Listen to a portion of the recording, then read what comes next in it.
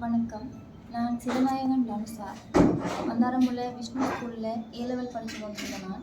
நான் சரியான கஷ்டப்பட்டு வறுமை கோட்டு கீழே உள்ள ஒரு குடும்பத்தில் இருந்த ஒரு பிள்ளை.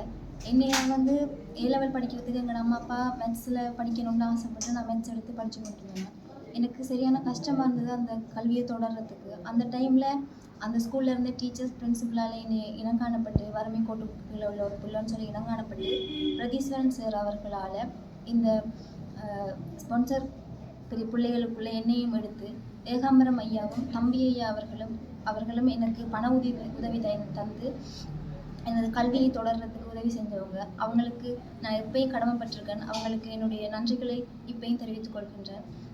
அந்த இதில் நான் A-level முடித்து C2S ரிசல்ட்ஸ் எடுத்து 235வது ரேங்கில் வந்தேன். எனக்கு யூனிவர்சிட்டி கிடைக்கும், ஈஸ்டர்ன் கிடைக்கும்ன்ற இதில் நான் யூனிவர்சிட்டி அப்ளை பண்ணேன். கிடைச்சி ஃபிசிக்கல் சயின்ஸ் கிடைச்சா போவோம்ன்ற இதில் தான் இருந்தேன் நான். அதுக்கிடையில் எங்களோட வீட்டில் நடந்த ஒரு சின்ன எங்களோட பெரிய அண்ணாக்கு நடந்த ஒரு ஆக்சிடெண்ட்டில் அவர் கோமாவுக்கு போனதில் குடும்பமே கொஞ்சம் நிலக்குழஞ்சி போயிட்டு, அம்மா அப்பா எல்லாம் யாழ்ப்பாணம் போனதால் நாங்கள் இங்கே தனியாக நான் என் தம்பி தங்கச்சாக்களை வச்சுட்டு தனியாக இருக்க வேண்டிய நிலைமையில் ஆயிடுச்சு. ஸோ அவங்கள படிப்பிக்கிறது எனக்கு அந்த இது என்னையை பாதிச்சுட்டு நான் அவங்கள வேலைக்கும் போக இல்லாமல் அவங்கள பார்த்து கொண்டு இருந்துட்டேன். எனக்கு கிடைச்சது யூனிவர்சிட்டி கிடைச்சது ஊவாவெல்ஸ் யூனிவர்சிட்டி பதிலசைட்டுன்றதால. அதுவும் எனக்கு கோர்ஸ் சரியாக வரல. பிளான்டேஷன் மேனேஜ்மெண்ட் அண்ட் டெக்னாலஜின்னு ஒரு கோர்ஸ் கிடைச்சிது. நான் படித்தது மேத்ஸ். எனக்கு அந்த கோர்ஸ் செட் ஆகலை. அது நான் நிறைய பேர்கிட்ட விசாரித்தேன். அந்த கோர்ஸ் எனக்கு எப்படி யூஸ்ஃபுல்லாகுமா, வேலை கிடைக்குமான்னு. அதை பற்றி எல்லாரும் சொன்னதில் நீ படிக்க வேணாம்னு தான் எல்லோரும் சொன்னாங்களே தவிர படின்னு ஒருத்தர் நீ ஊக்குவிக்கலை. இப்போ எனக்கும் அது சரியாக படலை. எல்லாரும் வார்த்தையை மீறி படிச்சுட்டு முடிச்சுட்டு போய் யூனிவர்சிட்டி தான் வேணும் படிக்கணும்னு நான் நினைக்கல. எனக்கு 2-3 வருஷத்தில் வேலை கிடைக்கணும். என் குடும்ப பாரத்தை நான் எடுக்கணும். அதான் இருந்தது. அதனால் நான் என்ன செஞ்சேன், எனக்கு யூனிவர்சிட்டி இதுன்னு தேவையில்லை. எனக்கு அந்த சில பிள்ளைகள் இருந்துச்சு பண்ண அரைக்கும் ஊவாவெல்ஸ் யூனிவர்சிட்டி அப்படி. எனக்கு அதெல்லாம் முக்கியம் இல்லை. எனக்கு என்ன குடும்பத்தை பார்க்கணும். அதால் நான் அந்த யூனிவர்சிட்டி தான் எனக்கு வேணான்னு சொல்லிவிட்டு செகண்ட் ஃபார்ம் போட்டால் கொலிச்சு கிடைக்காதுன்னு எல்லோரும் சொன்னதால் நான் செகண்ட் ஃபார்ம் போடாமல் இருக்கேன்னு. எனக்கு அட்டாளச்சனை கொலிச்சுக்கு போய் பக்கத்தில் இங்கிருந்து பக்கத்தில் இருந்ததால் அட்டாளச்சனை கொலிச்சு கிடைக்கும்னு நினைக்கிறேன். கிடைச்சி அங்கே போய் படிச்சுட்டு நான் டீச்சிங் 2-3 வருஷத்தால் வேலை எடுத்துடணும். இப்போ டீச்சிங் வேலை எடுத்துட்டேன்னு சொல்லி சொன்னால் நான் என் கையில் காசு வருமோ அதோடு சேர்த்து நான் படித்து கொண்டு போவேன். யாரையும் நான் கஷ்டப்படுத்த விரும்பலை. அதனால் குடும்பத்தையும் பார்த்த மாதிரி போயிடும், இந்த படிப்பையும் நான் பார்த்த மாதிரி போயிடும். எனக்குன்னு ஒரு ஜாப் வந்துடும்ன்றதால நான் படிச்சுட்டு போக ஆசைப்படுறேன்.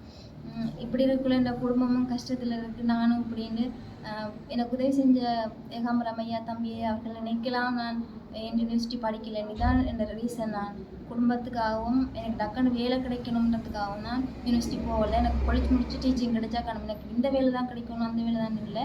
எனக்கு ஒரு வேலை கிடைச்சி ஒரு 50,000க்கு மேலே சம்பளம் மாதம் வந்தால் காணும்.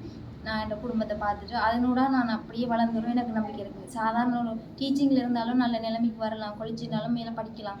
நான் படிக்காமலாம் இருக்க மாட்டேன். படித்து ஒரு நல்ல நிலைக்கு வருவேன். நீங்கள் செஞ்ச உதவிக்கு நான் திருப்பி உங்களுக்கு ஒரு நல்ல நிலைக்கு காட்டுவேன். அது எந்த இதில் இருக்குது. நீங்கள் பார்க்குற அளவுக்கு நீங்கள் பெருமைப்படுற அளவுக்கு நான் வளர்ந்து காட்டுவேன். அதே சமயம் எனக்கு இப்போ நான் 9ஆம் மாதம் எனக்கு கொலிச்சிக்கு ஃபோம் வரும்னு சொல்லி எல்லோரும் கதைக்கிறாங்க. எல்லோரும் இப்போ 9ஆம் மாதம் கடைசியில் ஃபோம் வரும், 11ஆம் மாதம் கடைசியில் எடுத்துருவாங்கன்னு சொல்லி கதைக்கிறாங்க. அது அந்த இதுக்காக தான் வெயிட் பண்ணி கொண்டிருக்கேன்.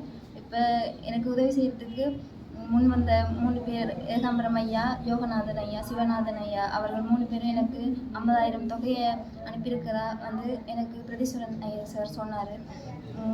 மிகுந்த நன்றிகள். நான் இப்போ கொலிச்சிக்கு போகிறதுக்கு எனக்கு காசு உதவிகள் கட்டாயம் தேவைப்படும். நான் நினைச்சிட்டு தான் இருந்தேன் கட்டாயம் காசுகள் தேவைன்னு. ஆனால் அவங்களே இப்படி செய்வாங்கன்னு நான் நினச்சி பார்க்கல. எனக்கு இப்படி காசு தந்த மூவருக்கும் எனது மனமார்ந்த நன்றிகளை நான் தெரிவித்துக் கொள்கின்றேன். நன்றி.